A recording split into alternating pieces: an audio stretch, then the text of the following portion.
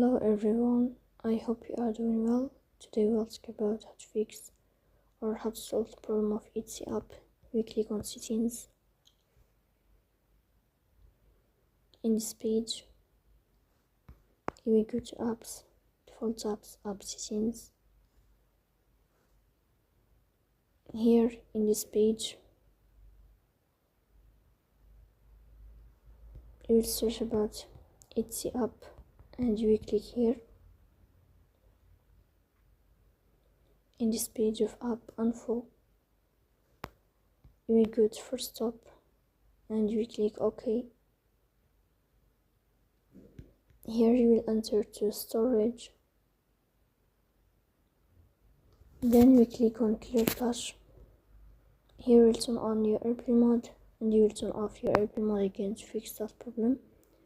So that's all. Don't forget to support us by like and subscribe.